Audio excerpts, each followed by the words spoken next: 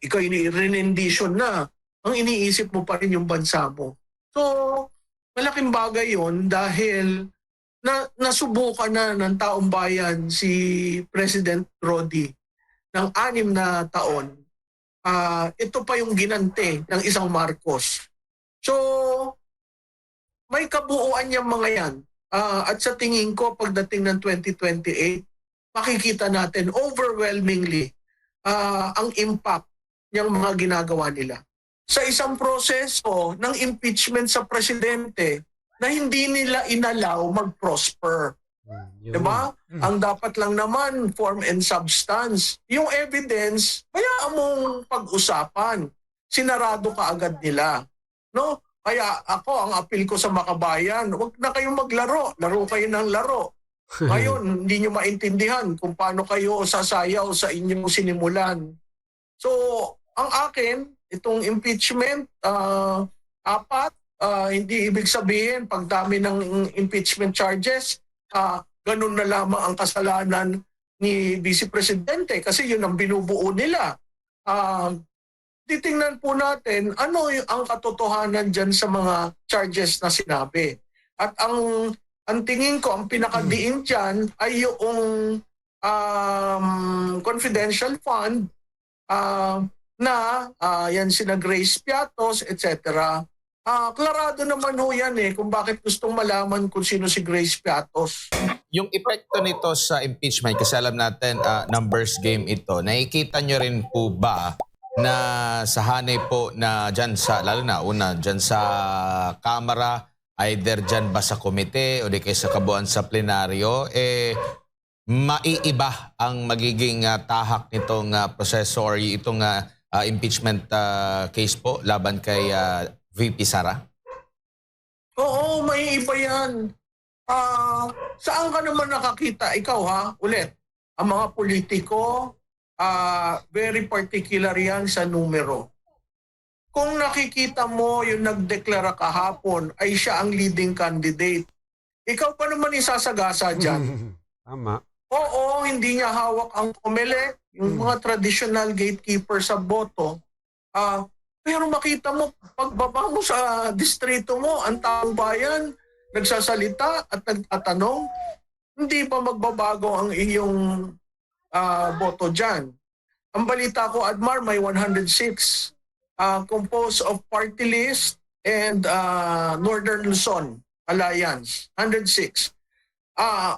Mababa yun dun sa 256. Na 256 ba nung impeachment na una, no? Yung bang 106 tatagal? Sa tingin ko hindi kasi marami pa mga bagay-bagay na ang tawag ko doon extraneous variables na makikita natin sa mga susunod na araw. At yung mga yan ay magpapatungkol sa isang proseso ng impeachment sa presidente na hindi nila inalaw mag-prosper. Diba? Ang dapat lang naman, form and substance. Yung evidence, hayaan mong pag-usapan. Sinarado ka agad nila. No? Kaya ako, ang appeal ko sa makabayan, huwag na kayong maglaro. Laro kayo ng laro. Ngayon, hindi nyo maintindihan kung paano kayo sasayaw sa inyong sinimulan.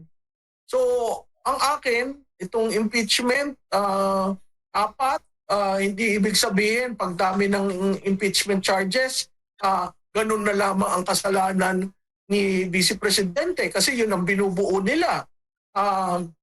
Titingnan po natin ano ang katotohanan dyan sa mga charges na sinabi.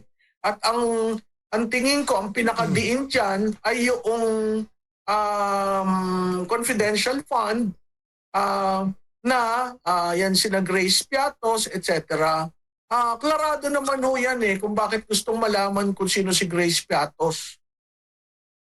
Opo. At kayo po ba ay sumasang-ayon? Kasi in relation po dun sa issue ng impeachment din. Kasi nakapanayam kahapon ng media itong si Deputy Minority Leader Egay Erice at naitanong sa kanya kung sigurado ba na makakatakbo at ang sagot niya, itong si VP Sara at ang sagot niya, kapag na-convict daw si VP Sara dito sa impeachment, abay, magagalit daw yung kanyang mga supporter, which is sa mga survey nga, talagang mataas yung kanyang nakukuhang grado. Baka raw mag-gather pa ng public sympathy at kahit sinong Duterte ang lumaban ay manalo. Kayo po ba'y sumasang-ayon dito po, Prof? Pwede yun. Alam mo, Admar, bilog ang bola. Hindi ako sumasang-ayon sa sinabi ni Congressman Erice, pero bilog ang bola. Hindi natin alam kung ano ang mangyayari sa mga susunod na araw. Ang definite ako, i-demolish nila si BP, at ang time frame nila, hindi nila mamadaliin, gagawin nilang 2 months na demolition. Kung titingnan mo yan, base sa kalendaryo ng Kongreso, napakahirap gawin. Kasi meron silang recess sa Marso, babalik sila ng Abril, magre-recess uli sila, tapos end na ng sinidye, no?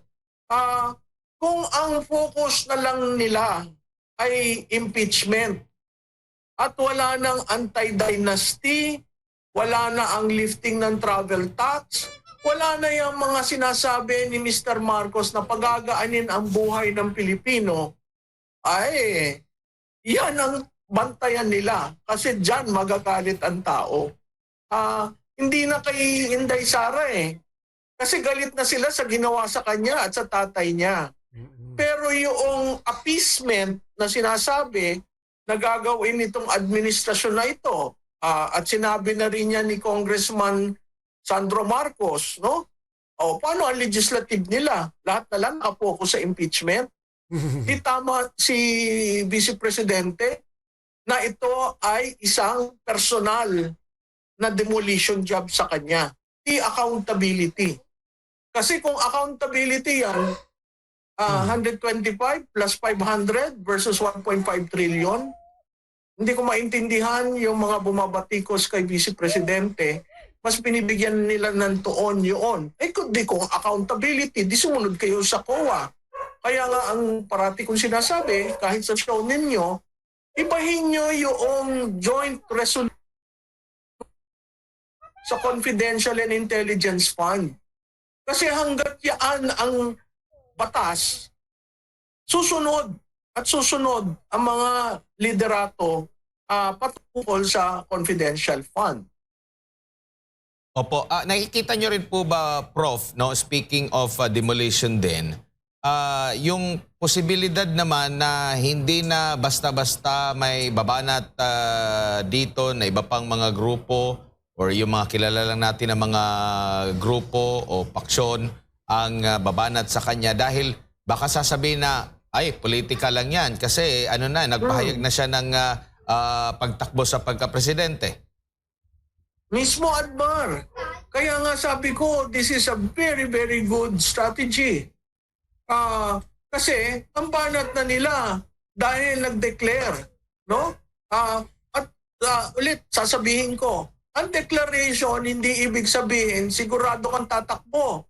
Ang declaration ay nagsasabi ka ng ganyan dahil marami kang aayusin.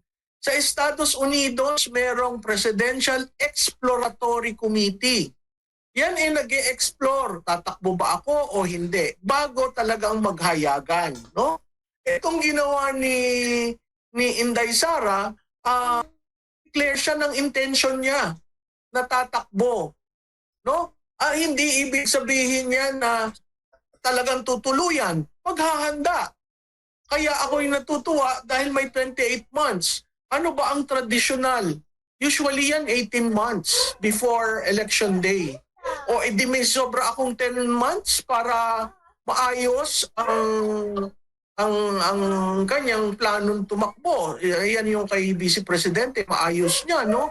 At makikita natin dyan, wala siyang partido, wala siyang pera, wala siyang line-up, wala siyang Vice Presidente, wala siyang kandidato sa House, sa House, sa Senate, at saka sa local government.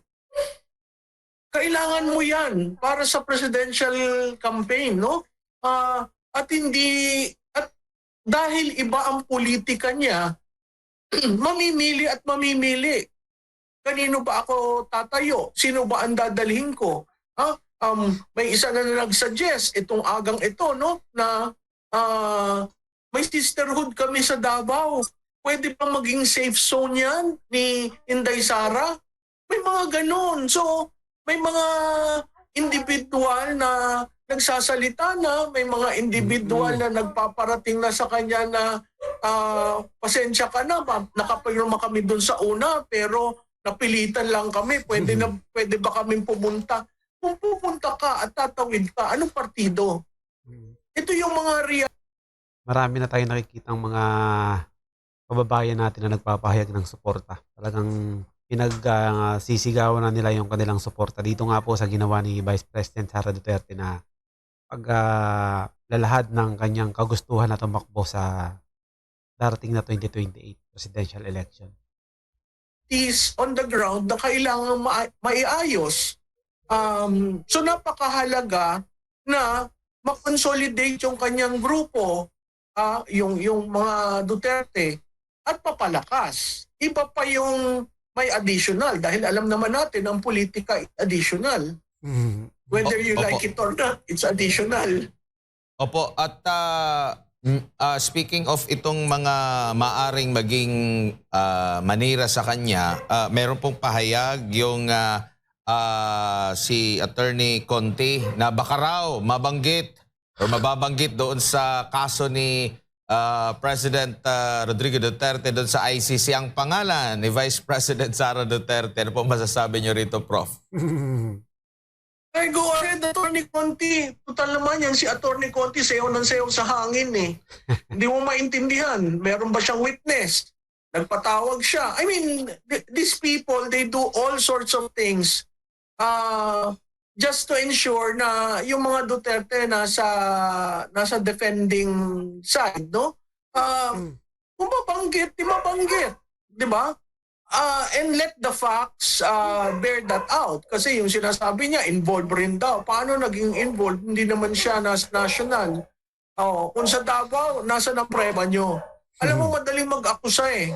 Ang pag-aakusa eh, 5-5, no? 10-5. Akusa ka ng akusa. Pagdating sa facts, babagsak. Bakit ka nag-aakusa? Kasi mahina yung facts mo. Kasi kung malakas yung facts mo, hindi ka mag-aakusa. Hintayin mo na lang yung hearing to present the facts. Tama. So kay Attorney Conti, kung gusto niyong isama niyo na lahat. May nilabas po na pahayag ang Pangulong Rodrigo Duterte po, Prof, no? For sure, nabasa nyo na po ito. Marami din ang naging emosyonal nung mabasa nila itong pahayag ng Pangulo. Sa tingin nyo po, anong nakikita nyo pong epekto rin dito, lalo na sa pagtakbo ni Vice President Sara Duterte kung meron man po? Well, alam mo, Admar, very emotional yung sinabi niyang hindi na siya a-attend sa confirmation ng kanyang charges, no? Unang-una doon yung pine-question niya ang jurisdiction. At ang dulo, mahal niya ang Pilipinas. Sa tingin ko, napakahalaga yon. Dahil makikita mo na hanggang ngayon, iniisip niya ang bansa.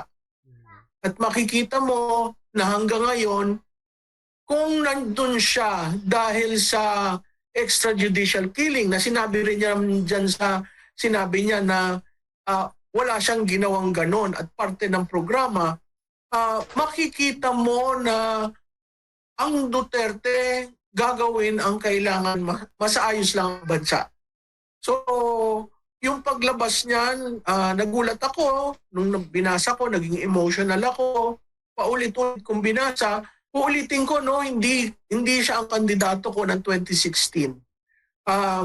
So, makikita mo na hanggang ngayon, ikaw rendition na, ang iniisip mo pa rin yung bansa mo.